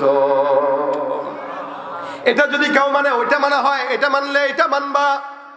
আম্মা জান আয়েশা বলেন শুধুমাত্র নবী হিসাবে এই যে নবী শ্রেষ্ঠ তাই নয়, আমরা আম্মা জানেরা সবাই হলো পয়গম্বরের বিবি। তোমাদের আম্মা রাসূলের বিবিরা আমাদের কি? আল্লাহ পাক রব্বুল আলামিন এই কারণেই বলেন সমস্ত নবীদের উম্মতরা যা আছে এই উম্মতদের জন্য এই পয়গম্বরের বিবিরাই হলো মা, এদের সঙ্গে বিবাহ সম্পর্ক হারাম। আম্মা জানরা বলেন শুধুমাত্র নবী হলেই শ্রেষ্ঠ না, আমরা বিবি হিসেবে বলতেছি, স্বামী হিসেবে পয়গম্বর আরবি সবচেয়ে শ্রেষ্ঠ স্বামী। যেদিকেই যাবেন ডাক্তারের দিকে বলেন শ্রেষ্ঠ ডাক্তার মুহাম্মদুর রাসূলুল্লাহ, ইঞ্জিনিয়ারের দিকে বলেন শ্রেষ্ঠ ইঞ্জিনিয়ার মুহাম্মদুর রাসূলুল্লাহ, আপনি বিজ্ঞানীর দিকে বলেন শ্রেষ্ঠ বিজ্ঞানী মুহাম্মদুর রাসূলুল্লাহ, মানুষের দিকে বলেন শ্রেষ্ঠ মানুষ মুহাম্মদুর রাসূলুল্লাহ, নবীর দিক থেকে বলেন শ্রেষ্ঠ নবী মুহাম্মদুর রাসূলুল্লাহ, স্বামীর দিক থেকে বলেন শ্রেষ্ঠ স্বামী মুহাম্মদুর রাসূলুল্লাহ, নানার দিক থেকে বলবেন শ্রেষ্ঠ নানা মুহাম্মদুর রাসূলুল্লাহ। এই মিয়া কোন দিকে যাবেন? এরকম শ্রেষ্ঠ মানুষ দুনিয়ার জিন্দেগিতে আর কেউ আসতে পারবে না, আসবেও না। আম্মা জান বলেন রাসূল করিম কেমন শ্রেষ্ঠ ছিল জানো? 11 জন বিবি, এদেরকে পালতে রাসূলের কোনো কষ্ট হইতো না। প্রত্যেকটা বিবির কাছে পয়গম্বর ছিলেন শ্রেষ্ঠ। এই কথাকে দেখে, এই কথার রেশ ধরে নাস্তিক বেঈমানেরা বলে মুহাম্মদুর রাসূলুল্লাহর আখলাক নাকি নষ্ট, চরিত্র বলে লুজ। নাউজুবিল্লাহি মিন যালিক বলে না। যদি চরিত্র নষ্টই হইতো 25 বছরের যুবক কোনোদিন 40 বছরের মুরব্বীকে বিয়ে করে না। আপনারা এলাকায় আপনার ছেলেকে দিবেন? আপনার ছেলের বয়স যদি 25 হয়, দিবেননি 40 বছরের কোনো মহিলার সাথে? কথা বলে না, করবেনি কেউ। তো রাসূলের বয়স 25, আম্মা জানের বয়স 40। এর দ্বারাই তো প্রমাণ হয় যে যদি যৌবিক চাহিদার জন্য বিয়ে করতো তাহলে খাদিজাতুল কুবরাকে করতেন না। আবার কেউ কেউ বলে এই বুড়া বয়সেও রাসূল করিম সাল্লাল্লাহু আলাইহি ওয়াসাল্লাম মাআযাল্লাহ নাউযুবিল্লাহ আম্মা জান আয়েশার মতো একটা পিচ্চিকে বিয়ে করলো, নাউযুবিল্লাহ। অনেকে বলতে চায়, আমরা বলি না, আল্লাহ পাক রব্বুল আলামিনের হাবিব আম্মা জান আয়েশাকে বুড়ো বয়সে বিয়ে করেছেন নিজের ইচ্ছায় না, বরং আল্লাহর ইচ্ছায়। কেমনে? নিজে আল্লাহ পাক রব্বুল আলামিন জিবরিলকে পাঠিয়ে দিবেন, নিজে আল্লাহ পাক জিবরিলকে পাঠিয়ে দিবেন ছবি দিয়ে ডাক দেয়া বলে আমার হাবিবের কাছে নিয়ে যাও। আল্লাহর তরফ থেকে জিবরিল ফেরেশতা সুন্দর করে চেহারা নিয়ে আসছেন, ছবি নিয়ে আসছেন আম্মা জান আয়েশা। ছবি নিয়ে এসে ডাক দেয়া বলেন মুহাম্মদ। বলে কি? মালিক হইলো, মালিকের তরফ থেকে একটা ছবি পাঠাইছে, দেখো তো পছন্দ হয়নি। বলে কার? একটা মেয়ের। মেয়ে কেন আবার? দেখেন না। রাসূল মেয়ের দিকে তাকায় বলে মাশাআল্লাহ সুন্দর তো। কেন পাঠাইছে? আল্লাহ পাক চায় আপনি মেয়েটাকে বিয়ে করেন, এই জন্য আপনার কাছে ছবিটা পাঠাইছে। সুবহানাল্লাহ। হেই কাজীকে বিয়ে দেখে এটারে কি বলে? ঘটক। ঘটককে? সুবহানাল্লাহ। জামাইকে? হ্যাঁ, রাসূল আল্লাহ তার বন্ধুকে বিয়ে দিবে, মেয়েকে দিয়ে পাঠাইছে জিবরাইলের ফেরেশতার মাধ্যমে। দোস্ত বলে না, দোস্ত আমার কাছে ভালো একটা মেয়ের ছবি আছে, দেখবি নি? পছন্দ হয়নি, বিয়ে করবি নি? ভাবটা এরকমই। আল্লাহ কা জিবরাইল আমি তো বলতে শরম পাই, আমার হাবিবরে কেমনে বিয়ের কথা বলি, একটু যাও না, যাও যায় বলো দোস্তের পছন্দ হইলে বিয়ে করে দিই। এই বিয়েটা আল্লাহ পাক দিয়েছেন। রাসূল বলে পছন্দ, আল্লাহর পছন্দ তো আমার পছন্দ। আর আল্লাহ পাক রব্বুল আলামিন আম্মা জান আয়েশাকে শুধুমাত্র রাসূলের জন্যই বানাইছেন, এই জন্যই তো বিয়ে দেওয়া লাগবে, নাহলে তো আর রাসূল পাইলো না। আম্মা জান আয়েশা যদি না হইতো গোটা দুনিয়ার মহিলা মানুষ কোনো মাসালা জানতে পারতো না, শিখতেও পারতো না। তখন বয়স কম। আম্মা জান আয়েশা বলেন মাত্র বিয়ে করে নিয়ে আসছে, 6 থেকে 9 বছর বয়স আমার। এত ছোট ছিলাম, কিন্তু আরবের মেয়ে তো শরীর স্বাস্থ্য একটু ভালো ছিল, যার কারণে তেমন একটা বোঝা যায় নাই। উনি বলেন আমাকে বিয়ে দিয়ে দিয়েছে, এখন আমি সকালবেলা রুটি বানাবো, আমি তো ছোট, ঘুমের ভিতরে সকালে রুটি বেলি আর ঘুমায় যাই। আম্মা জান আয়েশা বলেন আমি রুটি বেলতেছি আর চোখে ঘুম আসতেছে, আমি খালি উঙ্গাইতেছি, ঘুমাইতেছি, এদিক দিয়ে বকরি এসে আমার আটা খেয়ে চলে গেছে, আমার কোনো হুঁশ নাই। বকরি এসে আটা খায়। রাসূল বলেন আরে কি চমৎকার দৃশ্য, আমরা হইলে কি করতাম? গোলামের জি গোলাম, যাও বাপের বাড়ি। একটু লবণ যদি তরকারিতে বেশি হয় তাই তো স্ত্রীর 14 গোষ্ঠী উদ্ধার করে দেয়, আছে না নাই? একটু বেশি কম হইলেই শেষ। এই জন্য রাসূল বলেন বিবিদেরকে কখনো গালি দিবা না, বিবিদেরকে তোমরা যা খাও তাই খাওয়াও, তোমরা যা পড়াও তাই পড়াও, তোমরা তাদেরকে কখনো গালি দিবা না এবং তাদেরকে তাদের বাবার বাড়িতে পাঠাবা না। এটা কার আদেশ? রাসূলের আদেশ। আর আমরা কি করি? কিছুর থেকে কিছু হলে বিবিরই তো মারি তার বাপরেও গালি দেই, তার 14 গোষ্ঠীর গালি দেই। আর একটু যে তবন বেশি হইলে বাপের বাড়িতে সোজা পাঠা দিকে, রাস্তাগণ বাপের বাড়ির রাস্তাগণ। তুই মাইয়া একটা গেলে রেলগাড়ির মতো মাইয়া কত আসবে আর যাবে, কত আসবে আর যাবে। না সমাজে এটা আছে না নাই? নাকি আপনাদের এলাকায় নাই? আছে। আচ্ছা, এই যে বিবি রান্না করে প্রত্যেকটা দিন, একটু অসুস্থ হইলে যে চিল্লা, আপনি একদিন রান্না করে দেখেন তো, একদিন আপনার কাজ তারে দিবেন, তার কাজ আপনি করবেন, দেখবেন কেমনটা লাগে। বউ পালতে পারে না, বিয়ে করতে বলে কে এদেরকে? আর বিয়া যদি করতেই হয় হুজুরদের থেকে মহব্বত করা শিখবেন আগে, যে কেমনে মহব্বত করা লাগে, এটা বিবিধ না। আমার হুজুররা একটু বউ মহব্বত করলে হুজুর বউ পাগল, তা হুজুর বউ পাগল হবে নাকি ভাবি পাগল হবে নাকি শালি পাগল হবে, কোনটা? না এদের কাছে বউরে ভালোবাসলে দোষ, বউ পাগল, আর পরকিয়া করলে না ইটস গুড নাকি? সমাজের হালত এমন হয়ে গেছে, আল্লাহ আমাদের হেফাজত করে বলে না আমি। যদি কখনো তরকারিতে নুন একটু কম বেশ হয় তাহলে খুব মজা করে খাবেন, খাওয়ার পরে ওই ভাত আবার অফিসেও তো নিয়ে যাবেন, তো নিয়ে গেলে বিবি এই ভাত খাবে না নাকি অন্যটা খাবে? এটাই তো খাবে। তা খাওয়ার পরে দুপুর সকালে যখন মুখে দেওয়ার পরে কি রান্না করলাম, আমার স্বামী এই ভাত নিয়ে গেল, সকালে খালি কিছু বললো না, ফোন দিয়া বলবে স্বামী কি খাইলেন? ভাত খাইছি। লবণ বেশি কেমনে খাইছেন? ধুর বাদ দাও, সারা বছর রানলে একদিন তো লবণ বেশি হবে, ওর সমস্যা নাই, পানি দিয়ে খাইয়ে ফেলছি। আচ্ছা বলেন বাসায় যাওয়ার পরে প্রেম বাড়বে না কমবে? আর যদি বলেন যা বাপের বাড়ি যা, বউ কেবল তুই তোর বাপের বাড়ি যা। হ্যাঁ, বউ চালাইতে পারস না বলেই তো তোর বউ আরেক বেড়ার লগে পরকিয়া করে, ঠিক কিনা? জোরে বলেন। তুই চালাইতে পারস না, বিয়ে করতে বলে কি? আবার আরেকটা বিয়ে করা দরকার। শয়তান। যার বউ একটা, যে বউ চালাইতে পারে তার জন্য একটা বউ যথেষ্ট, 10টা লাগে না। আর যেগুলো বউ চালাইতে পারে না ওগুলো খালি বউ খুঁজে অন্যটা।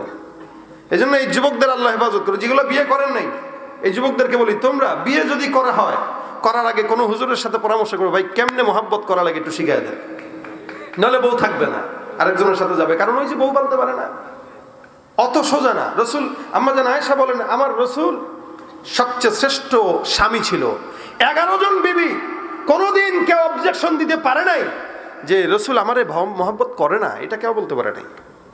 প্রত্যেক দিন একজনের ঘরে ঘরে যায়, উকি দিতেন আর বলতেন, এই কি অবস্থা, সব ঠিক আছে তো? বলেন আলহামদুলিল্লাহ। কিছু লাগবে না? আলহামদুলিল্লাহ। রসুল এইভাবে করতেন। এবং রসুল বলেন প্রত্যেক মাসের শুরুতেই আমি সমস্ত বিবিদেরকে তাদের মাসিক খরচ আগে হাতে দিয়ে দিতাম। সুবহানাল্লাহ। আমরা দেই? আমরা তো দেই না, বরং বিবির হাতে টাকাও দেয় না। টাকা দেয় না বলেই তো পকেট থেকে টাকা চুরি করে। হ্যাঁ বেটা, বউ চালানো শিখতে হয়। রাসূল প্রত্যেক মাসের শুরুতে বিবিদের হাতে মাসিক খরচ দিতেন। সাহাবাদের জামানায় এটা আমল ছিল, এখনো পর্যন্ত আমল। এটা আরব দেশে আছে, আমাদের দেশে নাই। আমরা 25-30 হাজার টাকা কামাই, বউর হাতে টাকা দিয়ে রাখছে। এই বউ পাগল, এটা বউ পাগল, সব টাকা বউরে দিয়ে দেয় না। সব টাকা দেওয়া দরকার নাই। আপনি একটা অঙ্ক দেন, 5,000 টাকা তার হাতে দেন। আপনি বলবেন বউর আবার কিসের খরচ? আমার এখানে খায়, আমার এখানে ঘুমায়, আমার এখানে থাকে, এর আবার হাত খরচ কি? কেন হাত খরচ তো লাগে না? প্রত্যেকটা মানুষের পার্সোনাল কিছু হাত খরচ আছে। আর আপনার বিবি যদি ভালো হয়, টাকা দিতে ভয় কিসের? এই টাকা তো আপনার কাজেই লাগাবে। আর যদি বিবির প্রতি সমস্যা থাকে, সন্দিহান থাকে, তাহলে আবার ঝামেলা আছে। কারণ আমাদের দেশে আমরা এই সংবাদও শুনি, স্বামীর থেকে 10-12 লাখ টাকা নিয়ে বউ সবকিছু নিয়ে ভাগছে, এটাও শুনি আমরা। সুতরাং যে যেমন হোক, আপনি আপনার কাজ করবেন, বিবিকে আপনার ভরণ পোষণের দায়িত্ব দিবেন, ভরণ পোষণের দায়িত্ব। আম্মা জান আয়েশা, রাসূল বলেন যে একবার এরকম বিবিদেরকে খরচ দেওয়া নিয়ে কিছু বিবিরা আপত্তি করলো। কিছু বিবিরা আয়েশা বলে, হুজুর আমাদের এই খরচে হয় না, খরচ বাড়াইতে হবে। বলে কেন? আমার তো ইনকাম বাড়ে নাই। আপনি ইনকাম বাড়লুক না বাড়ুক, আমাদের এই যে হাত খরচ এই অল্প টাকায় হয় না, সাজুগুজু করা লাগে, আপনার সামনে আসতে গেলে মেকআপ টেকআপ দেওয়া লাগে, একটু টাকা বাড়ালে হয় কেমন? হ্যাঁ, রসুলের জামানায় সাহাবা ইকরামের বিবিরা, রসুলের বিবিরা স্বাস্থ্য মেকআপ দিত তখনকার জামানা অনুযায়ী। আব্দুল্লাহ ইবনে মাসউদের বিবি তো নিজেই একজন মেকআপম্যান ছিলেন, ওনার পার্লারের ব্যবসা ছিল। আমাদের দেশে পার্লারের ব্যবসা আছে, কিন্তু পার্লারের ব্যবসার নিচে নিচে পতিতার ব্যবসাও চলে। এই জন্য ব্যবসা এটা মেয়েরাও করতে পারবে, কিন্তু পর্দার বিধানে থেকে। ইসলাম নারীদেরকে সবকিছু করার সুযোগ দিয়েছে, তবে সেটা কি? গণ্ডির ভিতরে, পর্দার ভিতরে। তো সমস্ত বিবিরা বলতেছে আমাদেরকে একটু খরচ বাড়ায় দেন। রাসূল বলেন, খরচ বাড়াবো কি? তোমরা আমারে কষ্ট দিতেছো। আমার কাছে ইনকাম থাকলেই আমি বাড়ায় দিতাম, আমার কাছে টাকা নাই। তোমাদেরকে 11 জন মানুষকে যদি দিতে যাই, কতগুলো টাকা দরকার? একটু রাগ হয়ে গেছেন রাসূল। আল্লাহ পাক কোরআনের আয়াত নাজিল করে দিলেন যে, হুজুর আপনি বিবিদেরকে বলে দেন, যদি তাদের থাকতে মন চায় অভাবে পড়ে থাকতে থাকুক, আর যদি যেতে মন চায় মন চাইলে যাক। আপনি এই কথা শোনায় দেন। তা রাসূল এই কথা শোনায় দিলেন যে, ভাই বিবিরা যদি অভাব অনটনের সংসারে থাকতে মন চায় তো থাকো, না তেমন চাইলে যাও। তো সর্বপ্রথম আম্মা জান আয়েশার কাছে জিজ্ঞাসা করলেন, আয়েশা তুমি তো ছোট, তোমার এই মতের ব্যাপারে তুমি তোমার বাবার সাথে একটু পরামর্শ করো, তোমার বাবা কি বলে একটু দেখো, যেহেতু তুমি ছোট, তুমি হুট করে সিদ্ধান্ত নিও না। আম্মা জান আয়েশা বলেন, রসুল আপনি আমারে বলতেছেন কি এটা? আমি এই কথার জন্য আমার রসুলের সাথে থাকবো কি থাকবো না এটার জন্য আমি আমার বাবার কাছে পরামর্শ নেব? আমি এতই বোকা হয়ে গেছি? কোনো পরামর্শ দরকার নাই, কারো পরামর্শ দরকার নাই। বিনা পরামর্শে টাকা দিলেও আসি, না দিলেও রসুল আপনার সঙ্গে আমি আছি। আমাদের বিবিরা তো টাকা না দিতে পারলে নাই, আমাদের বিবিদেরকে খাওয়াইতে পারলে ভালো, না খাওয়াইতে পারলে নাই। অনেকেরই আছে এরকম। আবার কিছু আছে আলহামদুলিল্লাহ, না খাওয়াইতে পারলেও আসি, খাওয়াইতে পারলেও আসি। কিছু তো থাকবেই, আর কিছু তো আম্মা জান আয়েশার গুণ পাবেই। আম্মা জান আয়েশা এই কথা বলার পরে রাসূলকে ডাক দিয়ে বলতেছেন, হুজুর আমি যে এই কথা বলছি এটা আপনি অন্য বিবিদেরকে বললেন না, কারণ তারা শিখে যাবে, শিখলে তো একই জবাব তারা দিবে। তা আমি চাই না আপনি তাদেরকে শিখান। রাসূল বলেন, ইন্নামা আনা বুইসতু মুআল্লিমা ওয়া মুয়াসসারা। হে আয়েশা, আমি সবার জন্য মুআল্লিম এবং একজন সহজকারী, কঠিন করব না। তুমি তোমার জবাব দিয়েছো, তারা তাদের জবাব দিবে, যে যার জবাব দিবে সে তার জবাব অনুযায়ী জবাব পাবে আমার থেকে। তা রাসূল আম্মা জান বলেন, আল্লাহ রসুল শুধু নবী হিসেবেই শ্রেষ্ঠ তা না, বরং শ্রেষ্ঠ স্বামী হিসেবে দুনিয়ার জমিনের সবচেয়ে বেশি শ্রেষ্ঠ। এই জন্য আমাদের রসুলের থেকে স্বামীগিরি কেমনে করা লাগে এটাও শিখা লাগবে, চেয়ারম্যানগিরি কেমনে করা লাগে এটাও শিখা লাগবে, আবার মাদ্রাসা কেমনে চালানো লাগবে এটাও শিখানো লাগবে, আবার সমাজ কেমনে পরিচালনা করা লাগবে এটাও শিখা লাগবে। এই জন্য রসুল বলেন, লা ইউমিনু আহাদুকুম হাত্তা ইয়াকুনা হাওয়াহু তাবান লিমা জিতু বি। দুনিয়ার জিন্দেগিতে আমি যেমনে চললাম, যেমনে খাইলাম, যেমনে পড়লাম সব কিছু তোমরাও শিখো। যদি না শিখতে পারো তাহলে তোমরা আমি রসুলের উম্মত হতে পারো নাই। আর যদি শিখতে পারো, আমি রসুলের উম্মত যারা, আল মারউ মা'a মান আহাব্বা, যার সঙ্গে যার ভাব তার সঙ্গে তার কিয়ামত। কোন বান্দা যদি রাসূল করিম সাল্লাল্লাহু আলাইহি ওয়াসাল্লামকে অনুসরণ করে যায়, আল্লাহ পাক তার হাবিবের সঙ্গে বিনা হিসাবে জান্নাতে ঢুকায় দিবে। ভাইরা আমার, এই কারণে আল্লাহ পাক রব্বুল আলামিন বলেন, নবী আমার অনেক শ্রেষ্ঠ। এই জন্যই তো আমি আল্লাহ পাক অর্ডার করলাম, ইন্নাল্লাহা ওয়া মালাইকাতাহু ইউসাল্লুনা আলান নবী। নিশ্চয় আমি আল্লাহ, আমার সব ফেরেশতা ওই পয়গম্বরের উপরে দুরূদের আমল করে। এ বান্দারা তোমরা যারা আছো, সুতরাং ইয়া আইয়ুহাল্লাযীনা আমানু সাল্লু আলাইহি ওয়া সাল্লিমু তাসলিমা। যেহেতু আমি পয়গম্বরের উপর আমি আল্লাহ নিজেই, আমি আল্লাহ পাক রব্বুল আলামিন দুরূদ পড়ি, আমার সমস্ত ফেরেশতারাও দুরূদ পড়ে। সুতরাং তোমরা যারা উম্মতরা আর বান্দারা আছো, তোমরাও একই নবীর উম্মতের দুরূদের গান গেয়ে বলো, সাল্লাল্লাহু আলাইহি ওয়াসাল্লাম, সাল্লাল্লাহু আলাইহি ওয়াসাল্লাম। রাসূল বলেন, কোন বান্দা যদি একবার সাল্লাল্লাহু আলাইহি ওয়াসাল্লাম পড়ে, আসমানের মালিক তার উপরে 10 বার রহমত নাজিল করে দিবে। অনেক বড় বড় লম্বা আওয়াজ শুনছেন, কিন্তু আমল নাই। এখান থেকে যাওয়ার সময় বক্তা কি বললো সব ভুলে যাই। সব ভুলে যান, কোনো আপত্তি নেই, মাগার এই জিনিসটা নিয়ে যাব। এখান থেকে যাওয়ার পরে এখন থেকে আমল করব। কি আমল? রাসূল করিম সাল্লাল্লাহু আলাইহি ওয়াসাল্লামের উপরে দুরূদের আমল। কারণ যেই ব্যক্তি যত বেশি দুরূদের আমল পড়বে, আল্লাহ রাসূল বলেন, প্রত্যেক দিন, প্রত্যেক সপ্তাহে একবার আমার কাছে দুরূদের আমলের সওয়াব পৌঁছানো হয়। বান্দার নাম সহ, ঠিকানা সহ, সব সহ প্রত্যেক সপ্তাহে বান্দার ঠিকানা আমলনামা আমার কাছে পৌঁছানো হয়। কোন বান্দা যদি সব সময় যত বেশি দুরূদের আমল করবে, ওই বান্দার তত বেশি দুরূদের সওয়াব আমি রাসূলের কাছে পৌঁছবে। আর যত বেশি নাম তার পরিচয় হবে, তত আগে আগে আমি পয়গম্বর তার উপরে সুপারিশ করে দিব। এজন্য লম্বা দুরূদ দরকার নেই, বেশি কষ্ট হইলে। বসে রয়েছেন, ব্যবসা বাণিজ্যের ভিতরে কাজ আছে, কাম আছে, কিন্তু মুখের কাজ নাই, হাতের কাজ, পায়ের কাজ, জবানের কাজ নাই। জবানের কাজ হলে মুহাম্মদুর রাসূলুল্লাহর উপর দুরূদের আমল করা। লম্বা দুরূদ পড়তে কষ্ট হয়, ছোট্ট দুরূদ পয়গম্বর শিখাই দিলেন, সাল্লাল্লাহু আলাইহি ওয়াসাল্লাম, সাল্লাল্লাহু আলাইহি ওয়াসাল্লাম। যদি স্ত্রীর সন্তান সম্ভব হয়, স্ত্রীকে আমল শিখাই দেন, দুরূদের আমল করো, ইনশাআল্লাহ রাসূলের দুরূদের বরকতে সন্তান আরামের সঙ্গে দুনিয়ার জিন্দেগিতে সুস্থভাবে আসবে।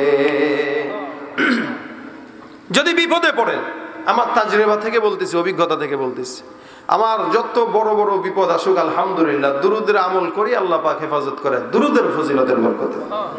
আপনারাও এটা করেন, যত বড় বিপদ আসুক না কেন, বিপদের ভিতরে রাসূলের উপরে দুরূদের আমল করেন, দেখবেন ইনশাআল্লাহ দুরূদের বরকতে আপনার সব বিপদ আল্লাহ পাক কাটায় দিবেন। এজন্য যুবক বৃদ্ধ যত ভাইরা আছেন হাত উঠায় নিয়ত করেন, আজকে থেকে ইনশাআল্লাহ দুরূদের আমল কারা কারা করব, আল্লাহ কবুল করে বলেন আমিন। এই যে নিয়ত করছেন, আপনারা বাসায় শুয়ে শুয়ে পড়বেন, আর আমি আমার বাসায় ঘুমায় ঘুমায় সওয়াব পাবো।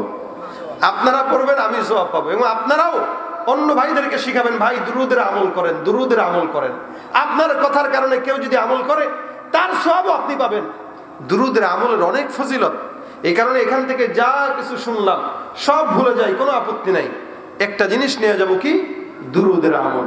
আল্লাহ পাক যেন আমাদের সকলকে দুরূদের আমল করার তৌফিক দান করে বলেন আমিন। এটা এমন একটা আমল যে আমলের কারণে আমরা তো রাসূল করিম সাল্লাল্লাহু আলাইহি ওয়াসাল্লামকে কখনো দেখি নাই, কিন্তু আমরা চাই রাসূলকে দেখতে। চাই কি চাই না? চাই। আমাদের মনের তামান্না আমরা দুরূদের আমল করার কারণে ইনশাআল্লাহ আল্লাহ পাক একদিন না একদিন রাসূলকে স্বপ্ন যোগে দেখা দিয়ে দিবে ইনশাআল্লাহ। এটা বিশ্বাস রেখে তারপর আমল করেন, দেখবেন আল্লাহ পাক আপনার আমল অনুযায়ী বরকত দান করবে। এই কারণে এখান থেকে এই আমলটা নিয়ে যাব। বিবিদেরকে শিখাই দিবেন, তরকারি কোটার সময় দুরূদের আমল করো, চুলায় দিতেছো দুরূদের আমল করো, ভাত রাঁধতেছো দুরূদের আমল করো। ব্যবসায়ী ভাইরা যে মাইক চালাইতেছেন, বাস দুরূদের আমল করেন, ব্যবসায় বরকত দিয়ে দিবে। কোনো কাজ নাই কাম নাই, দুরূদের আমল সাল্লাল্লাহু আলাইহি ওয়াসাল্লাম সাল্লাল্লাহু আলাইহি ওয়াসাল্লাম। নামাজের পরে অন্তত 10 বার 20 বার করে, 5 ওয়াক্ত নামাজে 10 বার করে পড়লেও তো 50 বার পড়া হয়। দায়েমের সঙ্গে বেশি পড়া দরকার নাই, কম করে পড়েন। 5 ওয়াক্ত নামাজের পরে 10 বার করে পড়েন, 50 বার। প্রত্যেকদিন 50 বার করে পড়লে মাসে কতবার, তা বছরে কতবার? তাহলে আপনার রাসূল আপনারা কেমনে ভুলবে যদি আপনি রাসূলকে না ভুলেন? আল্লাহ পাক আমাদের সকলকে আমল করার তৌফিক দান করুন, সকলে বলেন আমিন।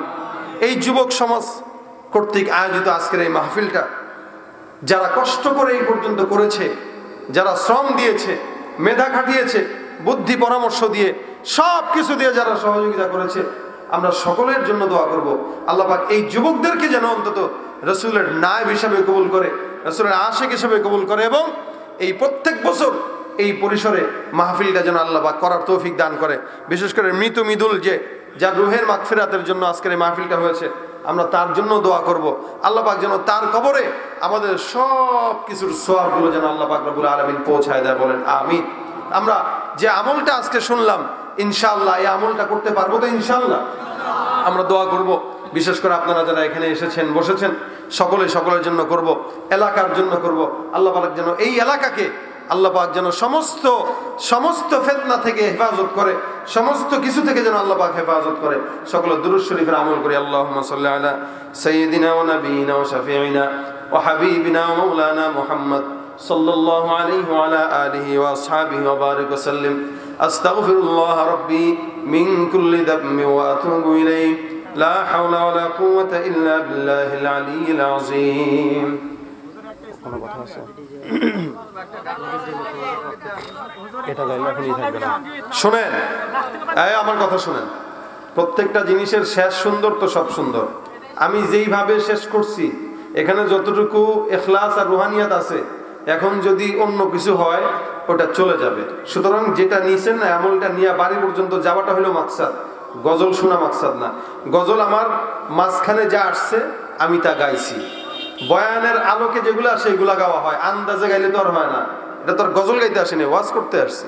তো গজল গাওয়ার জন্য যদি হয় তাহলে বড় করে কলরবের কনসার্ট করবেন, 10-12 জন শিল্পী আসবে, এসা থেকে নিয়ে রাত 10টা-11টা পর্যন্ত 3 ঘন্টা শুধু গজলই শোনাবে। ওইটা হলো গজলের মজলিস, এটা হলো ওয়াজের মজলিস। এটারে ওই মজলিস বানাইলে চলবে না। এজন্য যা হয়েছে আলহামদুলিল্লাহ। আল্লাহ পাক যেন আমলের নিয়তে শোনার এবং আমল করার তৌফিক দেয়, আমিন বলেন। এটাই হলো আমাদের মাকসাদ। আপনাদেরও তো এটাই মাকসাদ নাকি? ওয়াজ মাহফিলের মাকসাদ এটাই হওয়া উচিত। সকলে দুরূদ শরীফ পড়ি। আল্লাহুম্মা সাল্লি আলা সাইয়্যিদিনা ওয়া নাবিয়িনা ওয়া শাফিঈনা ওয়া হাবিবিনা মাওলানা মুহাম্মদ সাল্লাল্লাহু আলাইহি ওয়া আলা আলিহি। হ্যাঁ বলছি, স্ত্রীও ছিল, মারা গেছে। আচ্ছা, আমরা ইনশাআল্লাহ দোয়া করব মৃদুল ভাই যে এবং ওনার স্ত্রী মারা গেছে ওনার জন্য করব, এবং একটা খতম আছে আমরা দোয়া করব ইনশাআল্লাহ। আল্লাহুম্মা আনতাস সালাম ওয়া মিনকাস সালাম ربنا ظلمنا أنفسنا وإن لم تغفر لنا وترحمنا لنكونن من الخاسرين ربنا فاغفر لنا ذنوبنا وكفر عنا سيئاتنا وتوفنا مع الأبرار رب العالمين মালিক গুনাহগার বান্দারা গুনাহের বোঝা মাথায় নিয়ে আয় গভীর রাত পর্যন্ত তোমার দরবারে হাত তুললাম। আয় আল্লাহ, আমাদের গুনাহের দিকে না তাকাইয়া তোমার রহমান রহিম নামের উসিলায় তুমি আল্লাহ আমাদেরকে মাফ করে দাও।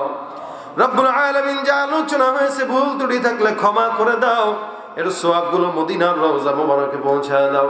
আল্লাহ যুবকরা আয়োজন করেছে, সমস্ত যুবকদেরকে তুমি দ্বীনের খাদেম বানায় দাও আল্লাহ। সমস্ত বিপদ থেকে যুবক ভাইদেরকে হেফাজত করো আল্লাহ। আল্লাহ যুবকদেরকে তোমার গোলাম, তোমার বান্দা, তোমার নেককার ওলি হিসেবে কবুল করে নাও, তোমার হাবিবের আশিক হিসেবে কবুল করে নাও আল্লাহ। রব্বে কারীম মাওলা, যেই ভাইয়ের রুহের মাগফিরাত কামনায় আজকের এই মাহফিলের আয়োজন হয়েছে আল্লাহ, আমাদের সমস্ত সওয়াবগুলো তার কবরে পৌঁছায় দাও আল্লাহ। তার এবং তার বিবির কবরগুলোকে জান্নাতের বাগান বানায় দাও আল্লাহ। আয় আল্লাহ, আমাদের ভিতরে অনেকের মা নাই, অনেকের বাবা নাই, গভীর অন্ধকার শুয়ে কবরে শুয়ে শুয়ে কাতরায়। মালিক গো, ওদের কবরগুলোকে তুমি আল্লাহ জান্নাতের বাগান বানায় দাও। আয় আল্লাহ, আমাদেরকে মোহাব্বত করে বানাইছো, আমাদেরকে তুমি আল্লাহ জাহান্নামের আগুনে পুড়ায়ও না। মালিক গো, কবরে যাওয়ার আগে আমাদের কবরের বিছানাটা জান্নাতের বিছানা হিসাবে গ্রহণ করে দিও আল্লাহ। আর রব্বে কারীম মাওলা, আমাদের ভিতরে যারা অসুস্থ আছে আল্লাহ সুস্থতার হায়াত দাও। আমাদের মা বাবা, দাদা দাদি, শ্বশুর শাশুড়ি, ওস্তাদ ময় মুরব্বী বুজুর্গদের ভিতরে যারা সুস্থ অসুস্থ আল্লাহ, প্রত্যেককে আল্লাহ তুমি সুস্থতার হায়াত দান করে দাও। শেফায়ে আমেলা কামেলা নসিব ফরমায় দাও। আয় আল্লাহ, তোমার গোলামি করার তৌফিক দান করে দাও আল্লাহ। মা বোনদেরকে পর্দার বিধান মেনে চলার তৌফিক দিয়ে দাও। আয় আল্লাহ, যুবকদেরকে দ্বীনের খাদেম হিসেবে কবুল করে নাও। আয় আল্লাহ, অভাবগ্রস্ত যারা অভাব দূর করে দাও, ঋণগ্রস্ত যারা ঋণ পরিশোধ করার তৌফিক দাও। আয় আল্লাহ, তোমার হাবিবের রওজা একবার হলেও জিয়ারত করার তৌফিক দিয়ে দাও। আয় আল্লাহ, তোমার হাবিবের রওজায় কতদিন যাইতে পারি না আল্লাহ। আয় আল্লাহ, তুমি সেই তোমার দুয়ার, তোমার হাবিবের রওজা জিয়ারত করার মতো তৌফিক দিয়ে দাও। আয় আল্লাহ, আর তুমি তোমার ঘর বন্ধ করো না আল্লাহ, আর তুমি তোমার হাবিবের রওজা বন্ধ করো না আল্লাহ। আল্লাহ, তোমার পাগলেরা তোমার ঘর তওয়াফ করতে চায়, তুমি সুযোগ করে দাও। আল্লাহুম্মা রযুকনা শাহাদাতান ফি সাবিলিকা ওয়াজআল মাউতানা ফি বালাদি রাসূলিক। আল্লাহ, প্রত্যেকটা সংসারের ভিতরে শান্তি দিয়া দাও আল্লাহ। সন্তানদেরকে বাবা মার বাধ্য বানায় দাও। আয় রব্বুল আলামিন, মেহেরবানি করে আমাদের এই এলাকার ভিতরে শান্তি বর্ষণ করে দাও। আয় আল্লাহ, সমস্ত মানুষদেরকে তুমি তোমার রহমতের চাদর দিয়ে ঢেকে দাও আল্লাহ। রব্বির হামহুমা কামা রব্বায়ানি সগীরা, রব্বির হামহুমা কামা রব্বায়ানি সগীরা। সুবহানা রাব্বিকা রব্বিল ইজ্জাতি আম্মা ইয়াসিফুন ওয়া সালামুন আলাল মুরসালিন আলহামদুলিল্লাহি রাব্বিল আলামিন।